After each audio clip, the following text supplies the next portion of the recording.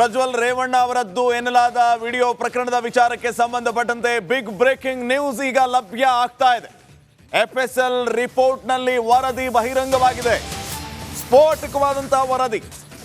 ಪ್ರಜ್ವಲ್ ರೇವಣ್ಣ ಅವರದ್ದು ಎನ್ನಲಾದ ವಿಡಿಯೋ ಪ್ರಕರಣದ ವಿಚಾರಕ್ಕೆ ಸಂಬಂಧಪಟ್ಟಂತೆ FSLನಿಂದ ಸ್ಫೋಟಕ ವರದಿ ಹೊರಬಿದ್ದಿದೆ. ಮಹಿಳೆಯರ ಮೇಲೆ ಅತ್ಯಾಚಾರ ನಡೆಸಿದ ಆರೋಪದ ವಿಚಾರಕ್ಕೆ ಸಂಬಂಧಪಟ್ಟಂತೆ ಎಲ್ಲೆಲ್ಲೂ ಪ್ರಜ್ವಲ್ ರದ್ದು ಎನ್ನಲಾದ ವಿಡಿಯೋ ಹರಿದಾಡಿತ್ತು.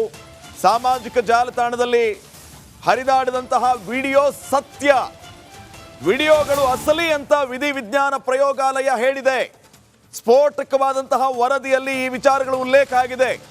ಸಾಮಾಜಿಕ ಜಾಲತಾಣದಲ್ಲಿ ಹರಿದಾಡಿದ ವಿಡಿಯೋ ಸತ್ಯ, ಅಂದರೆ ವಿಡಿಯೋಗಳು ಅಸಲಿ ಅಂತ ವಿಧಿವಿಜ್ಞಾನ ಪ್ರಯೋಗಾಲಯ ಹೇಳಿರೋದು. ವಿಡಿಯೋಗಳು ನೈಜವಾಗಿದೆ, ತಿರುಚುವಿಕೆ ನಡೆದಿಲ್ಲ. ಅಶ್ಲೀಲ ವಿಡಿಯೋ ಜಪ್ತಿ ಮಾಡಿದ್ದ ತನಿಖಾಧಿಕಾರಿಗಳು FSLನಲ್ಲಿ ಇದನ್ನ ಒಪ್ಪಿಸಿದಾಗ ಈಗ ವರದಿ ಬಹಿರಂಗವಾಗಿದೆ. ಎಲ್ಲ ವಿಡಿಯೋಗಳನ್ನು FSLಗೆ ಕಳಿಸಿಕೊಡಲಾಗಿತ್ತು. ವಿಡಿಯೋಗಳು ಅಸಲಿ ಎಂಬುದು ಗೊತ್ತಾಗಿದೆ. ವಿಡಿಯೋದಲ್ಲಿನ ವ್ಯಕ್ತಿ ಯಾರು ಅಂತ ತನಿಖೆಯಿಂದ ಪತ್ತೆ ಹಚ್ಚಬೇಕು.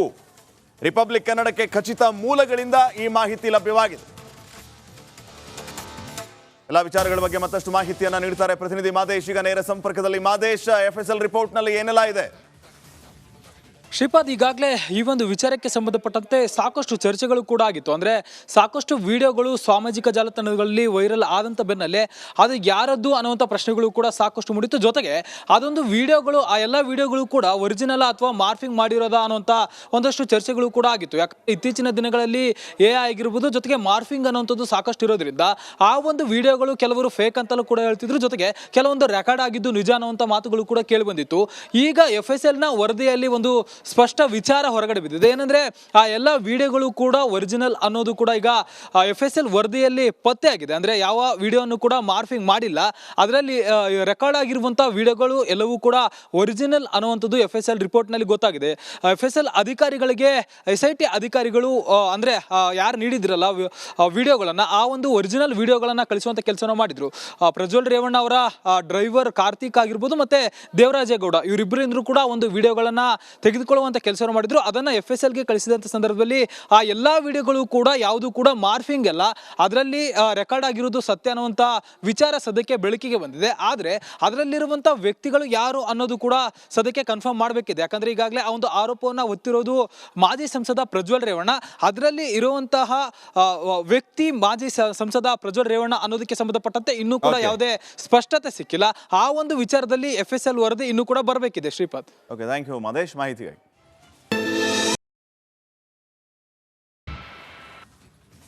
ನಮಸ್ಕಾರ, ರಿಪಬ್ಲಿಕ್ ಕನ್ನಡ ನ್ಯೂಸ್ಗೆ ಸ್ವಾಗತ. ನಾನು ಶ್ರೀಪಾದ್ ಪಾಟೀಲ್. CM ಸಿದ್ದರಾಮಯ್ಯಗೆ ಮೂಡ ಹಗರಣ ಉರುಳಾಗ್ತಾ ಇದೆ. ಈಗಾಗಲೇ ರಾಜ್ಯಪಾಲರು ತೆಗೆದುಕೊಂಡಂತಹ ನಡೆ ಸರ್ಕಾರಕ್ಕೆ ಮಗ್ಗಲ ಮುಳ್ಳಾಗಿದೆ.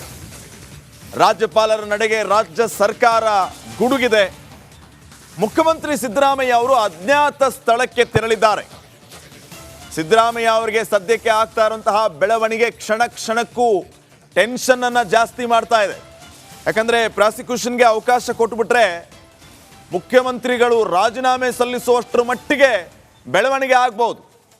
ನೈತಿಕತೆ ಆಧಾರದ ಮೇಲೆ, ಇನ್ವೆಸ್ಟಿಗೇಷನ್ ಆಧಾರದ ಮೇಲೆ ರಾಜೀನಾಮೆ ಕೊಡುವ ಸಾಧ್ಯತೆ ಇರುತ್ತೆ. ಹೀಗಾಗಿ ಅವರ ಕುರ್ಚಿಯನ್ನ ಗಟ್ಟಿ ಮಾಡಿಕೊಳ್ಳೋದೇ ಈಗ ಸಿದ್ದರಾಮಯ್ಯ ಅವರಿಗೆ ಸವಾಲಾಗಿದೆ.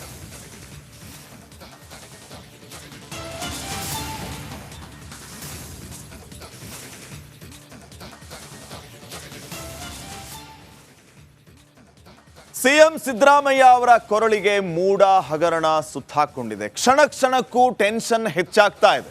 ಈಗಾಗಲೇ CM ಸಿದ್ದರಾಮಯ್ಯ ಇದರಿಂದ ಪಾರಾಗೋದು ಹೇಗೆ ಅಂತ ಎಲ್ಲ ರೀತಿಯಿಂದನೂ ವಿಚಾರ ಮಾಡ್ತಾ ಇದ್ರೆ, ಮತ್ತೊಂದು ಕಡೆ ಪ್ರಾಸಿಕ್ಯೂಷನ್ಗೆ ಕೊಟ್ಟು ಬಿಟ್ರೆ ಏನಾಗಬಹುದು ಅನ್ನೋಂಥ ಆತಂಕವೂ ಕೂಡ ಹೆಚ್ಚಾಗ್ತಾ ಇದೆ. ಹಾಗಿದ್ರೆ ಈ ಮೂಡ ಹಗರಣ ಸದ್ಯಕ್ಕೆ ಯಾವ ಹಂತಕ್ಕೆ ಬಂದು ನಿಂತಿದೆ? CM ಸಿದ್ದರಾಮಯ್ಯ ಅವರಿಗೆ ಎಷ್ಟರ ಮಟ್ಟಿಗೆ ಕಂಟಕಕ್ಕೆ ಕಾರಣ ಆಗಿದೆ? ಒಂದು ವರದಿ ಇದೆ, ಬನ್ನಿ ನೋಡ್ಕೊಂಬರೋಣ.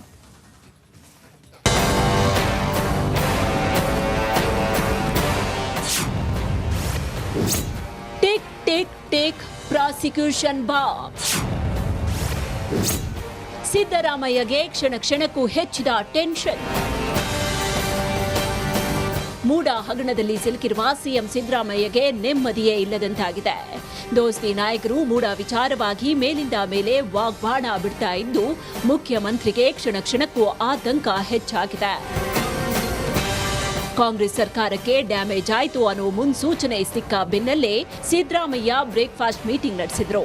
ವಿಪಕ್ಷಗಳ ವಿರುದ್ಧ ರಣತಂತ್ರ ರೂಪಿಸುವುದಕ್ಕೆ ಸಂಪುಟ ಸಹೋದ್ಯೋಗಿಗಳ ಜೊತೆ ಉಪಹಾರ ಕೂಟ ಮಾಡಿದ್ರು. ಕುರ್ಚಿ ಉಳಿಸಿಕೊಳ್ಳುವ ಬಗ್ಗೆ ಚರ್ಚೆ ನಡೆಸಿದ್ರು. ಹಾಗಾದ್ರೆ ಬ್ರೇಕ್ಫಾಸ್ಟ್ ಮೀಟಿಂಗ್ನ ಹೈಲೈಟ್ಸ್ ಏನು ಅಂತ ನೋಡೋದಾದ್ರೆ, ಹಗರಣದ ಬಗ್ಗೆ ಮತ್ತೆ ವರದಿ ಕೇಳಿರುವ ರಾಜ್ಯಪಾಲರು, ಮುಂದಿನ ಕಾನೂನು ಹೋರಾಟದ ಬಗ್ಗೆ ಚರ್ಚೆ, ಬಿಜೆಪಿ ತಂತ್ರಕ್ಕೆ ಪ್ರತಿತಂತ್ರ ರೂಪಿಸುವ ಬಗ್ಗೆ ಮಾತುಕತೆ ನಡೆದಿದೆ, ಬಿಜೆಪಿ ನಾಯಕರ ಪಾದಯಾತ್ರೆ ಹೇಗೆ ಮಟ್ಟ ಹಾಕಬೇಕು ಅನ್ನೋ ಬಗ್ಗೆ ಚರ್ಚೆ, ಅವರ ಹಗರಣಗಳ ಪಟ್ಟಿ ಮಾಡುವ ಬಗ್ಗೆಯೂ ಚರ್ಚೆ ನಡೆದಿದೆ. ಪ್ರಾಸಿಕ್ಯೂಷನ್ ರದ್ದು ಕೋರಿ ಹೈಕೋರ್ಟ್ ಮೆಟ್ಟಿಲೇರುವ ಸಾಧ್ಯತೆ ಇದೆ. ಮುಂದಿನ ಕಾನೂನು ಹೋರಾಟದ ಬಗ್ಗೆ ವಕೀಲರ ಜೊತೆ ಚರ್ಚೆ ನಡೆಸುವ ಬಗ್ಗೆ ಮಾತುಕತೆ ನಡೆದಿದೆ. ಇದೇ ಮೊದಲ ಬಾರಿಗೆ ಸಿಎಂ ಅನುಪಸ್ಥಿತಿಯಲ್ಲಿ ಸಂಪುಟ ಸಭೆ ನಡೆಯಿತು. ಮೂಡ ಹಗರಣದ ಸುಳಿಯಲ್ಲಿ ಸಿಲುಕಿ ಒದ್ದಾಡ್ತಾ ಇರುವ ಸಿಎಂ ಸಂಪುಟ ಸಭೆಯಿಂದ ದೂರ ಉಳಿದರು. ಸಿಎಂ ವಿರುದ್ಧ ಆರೋಪದ ಹಿನ್ನೆಲೆ ರಾಜ್ಯಪಾಲರ ವಿರುದ್ಧ ನಿರ್ಣಯ ಕೈಗೊಳ್ಳುವ ಬಗ್ಗೆ ಸಂಪುಟ ಸಭೆ ನಡೆಸಲಾಯಿತು.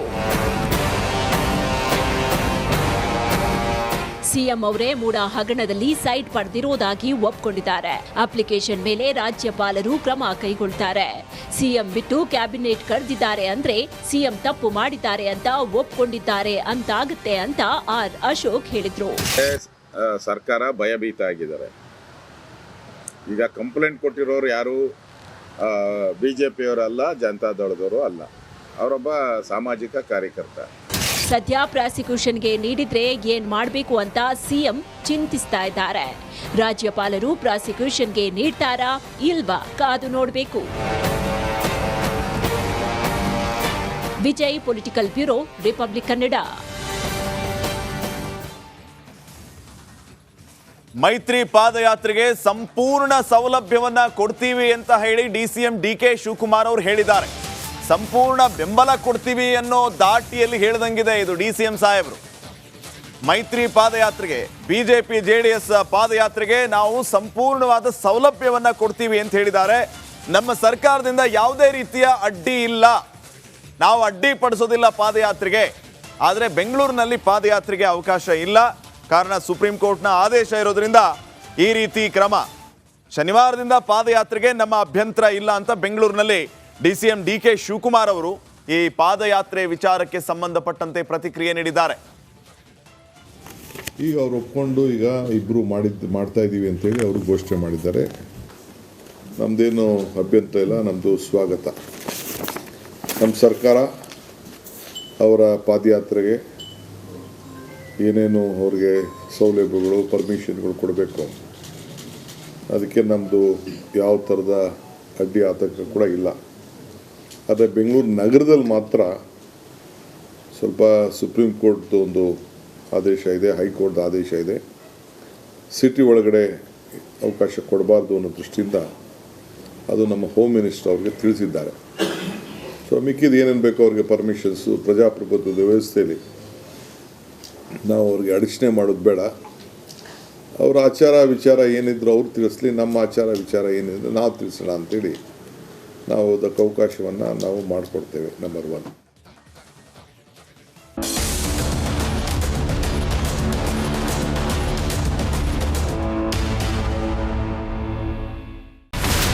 ಇಲ್ಲಿರುವಂತ ಈ ಒಂದು ಗುಡ್ಡ ಕುಸಿದ ಪರಿಣಾಮ ಯಾವ ರೀತಿಯಾಗಿತ್ತು ಅಂತಂದ್ರೆ, ಗಂಗಾವಳಿ ನದಿ ಪಕ್ಕದಲ್ಲಿರುವಂತಹ ಉಳುವರ್ ಎನ್ನುವ ಗ್ರಾಮ ಸಂಪೂರ್ಣವಾಗಿ ಇವತ್ತು ನಾಶ ಆಗಿದೆ. ಮನೆ ಮಠ ಏನಿಲ್ಲ, ಎಲ್ಲ ಹೋಗ್ಬಿಟ್ಟಿದೆ. ಇವತ್ತು ರಿಪಬ್ಲಿಕ್ ಕನ್ನಡ ಮಾಡಿದಂತ ಒಂದು ವರದಿಯಿಂದಾಗಿ ಎಚ್ಚೆತ್ತುಕೊಳ್ಳುವಂತ ಕೆಲಸ ಸರ್ಕಾರ ಮಾಡಿದೆ, ಸಚಿವರು ಕೂಡ ಮಾಡಿದ್ದಾರೆ. 2 ಗಂಟೆಗೆ ಸುದ್ದಿ ಮೂಡಿಸಿದ್ದು 6 ಗಂಟೆಗೆ ಎಲ್ಲ ಸಚಿವರು, ಮಿನಿಸ್ಟರ್ ಎಲ್ಲ ಬಂದು ಇಲ್ಲಿ ನೋಡೋಗಿದ್ದಾರೆ. ಎಲ್ಲಾ ಜನರಿಗೂ 1,20,000 ಮತ್ತೆ ಅವರಿಗೆ ಮನೆಗೆ 5 ಲಕ್ಷ. ಈ ಸುದ್ದಿಯನ್ನ ಎಲ್ಲ ಒಂದು ಅಧಿಕಾರಿಗಳಿಗೆ ಮೂಡಿಸಿದ್ದಕ್ಕಾಗಿ ರಿಪಬ್ಲಿಕ್ ಕನ್ನಡ ಟಿವಿಗೆ ಧನ್ಯವಾದ ಹೇಳಿ ಇಷ್ಟಪಡ್ತೇವೆ. ಮನೆನೂ ಕೊಡ್ತೇವೆ, ಮಕ್ಕಳ ಶಿಕ್ಷಣಕ್ಕೆ ತೊಂದರೆ ಆಗದೆ ಇದ್ದಂಗೆ ಹೆಲ್ಪ್ ಮಾಡ್ತೇವೆ. 1,20,000 ಮನೆ ಯಾರ್ದ್ರ ಡ್ಯಾಮೇಜ್ ಆಗಿದೆ ಅದನ್ನ ಕೊಡ್ತೀವಿ ಅಂತ ಒಪ್ಕೊಂಡಿದ್ದಾರೆ. ನಮ್ಮ ಕಷ್ಟಕ್ಕೆ ನೀವು ರಿಪಬ್ಲಿಕ್ ಕನ್ನಡದವರಾದಂತ ನೀವು ನೆರವಾಗಿರುತ್ತೆ ನಾವು ನಂಬಿದ್ದೇವೆ. ಅವರಿಗೆ ಸೂರನ್ನ ಕಲ್ಪಿಸಿಕೊಡೋವರೆಗೂ ಕೂಡ ರಿಪಬ್ಲಿಕ್ ಕನ್ನಡ ಅವರಿಗೆ ಧ್ವನಿಯಾಗಿ ನಿಲ್ಲುವಂತ ಕೆಲಸವನ್ನ ಮಾಡುತ್ತೆ.